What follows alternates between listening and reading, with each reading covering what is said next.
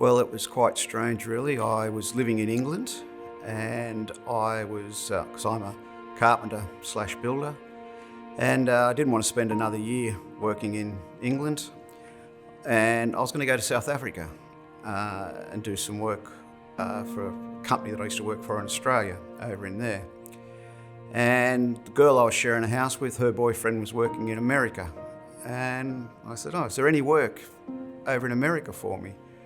And I was told, yes, get on the plane today and you can start tomorrow. So I basically did that, got to America, and I said, what are we doing? And they said, we're building self-storages. And I said, self-storages, what are they? And that's where it all began for me.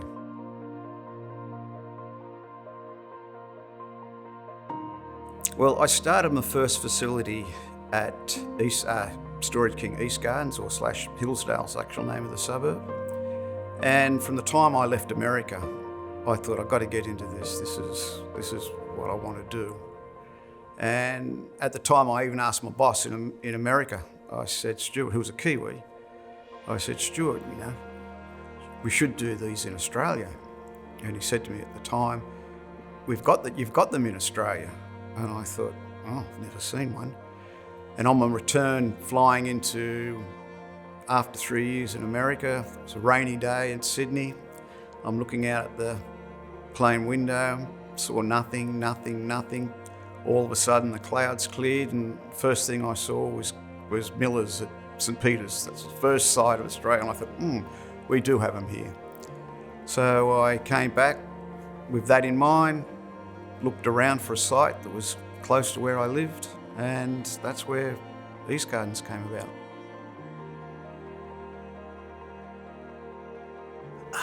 The first recollections of the SelfStorage Association was Jim Miller coming into my little office I had there at East Gardens, and mentioned about forming an association. And at the time I thought, oh, what good's this going to do me? And I actually said to Jim, what good's this going to do? And he said, well, we can help with government, if the government gets involved with licenses, and then he said contracts, and at that exact moment, there was a contract of mine sitting on the desk, and Jim picked it up and he started reading it, and then I remember him saying, oh, this contract's much the same as mine. And then he looked right at the bottom right-hand corner. He's gone, it is mine. He said, you haven't even taken my lawyer's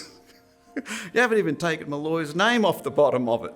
So straight away I ordered plenty of white out and started whiting out all Jim's lawyers' names on the bottom of it. But that was it. When he said that, they'll help with writing contracts, and I thought, oh, well, there may be a use for the SelfStorage Association.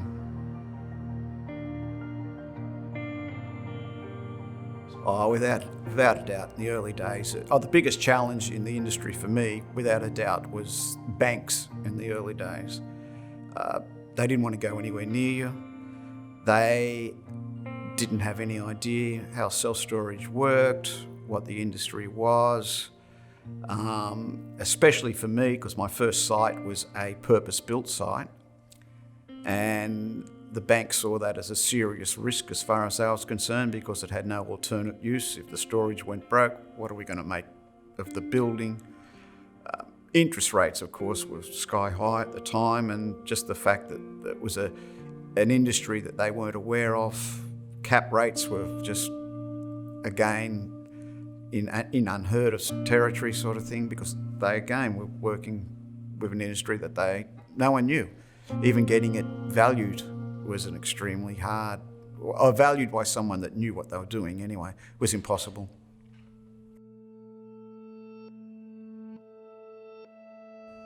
Look, I think the SelfStorage Association has benefited the business with what I already touched on, the fact that the contract, everybody works a standard contract. I've been to court several times. So that has helped just in that aspect, that you've got a pretty watertight contract. It's a contract that everybody uses. The association's there to help you if you do have a problem with that contract. And just the general grouping of people together that come to the table once a year, sit down, exchange ideas with you, and I always pick something up. I don't think I've ever been to a convention or association dinner or anything where I haven't picked something up.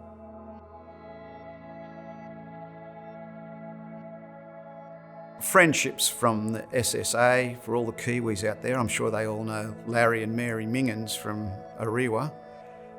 They work with me in America, so we've had a long-standing relationship, which we still have today. I go over and meet them, they come over to Australia, we've been overseas together. Many other members of the association are just personal friends. We go to barbecues. Phil Bannister from Storage King at Alexandria, we've been overseas lots of times together. Even been away with David Scanlon, and quite enjoyed it actually, which shocked me. So.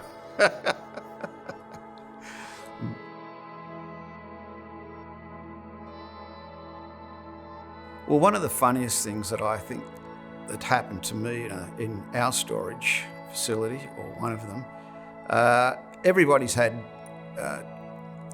that's had a large facility. I'm not saying everybody, but I'm sure they've all had some form of drug dealers been in there. But I don't think there's been many owners that's actually knocked the drug dealer out like I did. There was one occasion there where I was doing nothing to do with storage, but I was building some units just near the storage facility. And I was in a hurry, had to rush back to pick up some tiles. And then I was asked if I would put one pallet on a truck for a guy, because the driver from that drives the forklift was away that day. And I said, oh God, yeah, all right, I'll do it. So I put my pallet on, and then I rushed around. And then this long-haired Dutch bloke, young guy, was waiting there for me. And he had the garage door up, and there was just this big safe sitting on a pallet. And I first looked, and he's in a Toyota Hiace. I said, you're not going to get that into that Toyota Hiace. And he said, oh yeah, all you got to do is, he opened the back of the van up, and he said, put it to the back of the van and bring it up to it nice and close, and then just push it over. I said, but that looks a heavy safe. He said, no, that'll be all right. So anyway, I did exactly what he said, and I manoeuvred the safe up to the back of the van. And then I said to him, well, is this far enough back to push it over? And he said, yeah, that's good. And he sort of moved in for a closer look to see what I was doing. I pushed it over, and then the whole back of the van came flying down, and the tailgate that he was standing under came down and hit him on the head. He's laying on the ground as his blonde hair started turning crimson with blood. He didn't move for a few seconds, and I thought, oh God, I've killed him. Then he started to move, and I've got him up, and we've sat him in the van, and he wrapped a cloth, or might have been a sheet, I can't remember what it was now, around his head. He looked like an Arab, which was quickly turning crimson. And I'm saying, oh look, I'll ring an ambulance for you. He said, no, I don't want an ambulance. That's fine, thanks very much. So he got in the van and off he went. So I put the forklift back, and then I went up to see Lorraine, and I said, did that guy call in for the office? And she said, no, he just gave me a bit of a wave and took off. I went, oh God, and I explained to her what happened. Anyway, 2 days later, Lorraine phones up and she says to me, Shane, the police are here. They want to see you about the gentleman down in that particular unit. And I instantly thought, oh God, he's died. Or he's bled to death on the way home by the amount of blood that he's had. So anyway, I'm thinking all these things as I drive back to... Anyway, the police get there, and they said, first thing they said, have you seen this safe? And I said, yeah. I put it in the back of a van there the other day. And then they said, they pulled out and they showed me these photos, and they said, can you picture or show us which man that was that had the safe.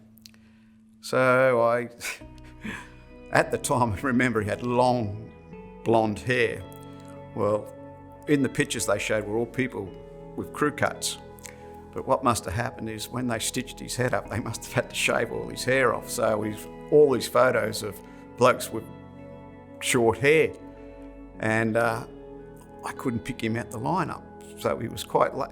So the police are going, "You sure he's not there?" And I'm going, "I'm having a look." And I go, "No, I can't see him." So, but I got him off. I didn't have to go to court, but Lorraine did, because she picked him straight out. So, yeah, and that turned out to be something like, I think there was, $27 million worth of drugs in that safe. So he was in I can understand now why he was in a hurry to get out as quickly as he could. So, yeah, we've had quite a few funny drug busts, actually.